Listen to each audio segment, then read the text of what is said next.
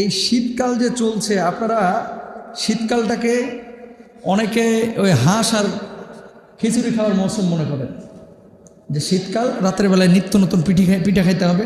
একদিন যাব পূর্বাচলে, আর একদিন যাবো ওই যে হান্ডিতে, আরেকদিন যাবো অমুক রেস্টুরেন্টে। কিছু লোক আছে কিন্তু শীতকালটাকে এটাই মনে করে যে খাওয়ার কাল হচ্ছে শীতকাল। কথা কন না কেন? আর সাহাবীরা কি বলতেছেন দেখেন, আল্লাহ রাসূল সাল্লাল্লাহু আলাইহি ওয়াসাল্লাম বলছেন, আল গনিমাতুল বারিদাতুস সাওমু ফিশ শীতা। নবী সাল্লাল্লাহু আলাইহি ওয়াসাল্লাম বলছেন, শীতকালে রোজা হচ্ছে বিনা পরিশ্রমে যুদ্ধলব্ধ মালের মতো। জোরে বলেন সুবহানাল্লাহ। এক জায়গায় যুদ্ধ না করে আপনি কোটি কোটি টাকার সম্পদ পেয়ে গেছেন, যুদ্ধ করেন নাই, সম্পদ চলে গেছে, খুশি লাগবে না? যে যুদ্ধ চালাই জয় হয়ে গেলাম। শীতকালটা হচ্ছে বিনা পরিশ্রমীকে, মানে রোজা হচ্ছে বিনা পরিশ্রমে ওই যুদ্ধলব্ধ সম্পদের মতো। সারাদিন একবার তেষ্টা লাগে না,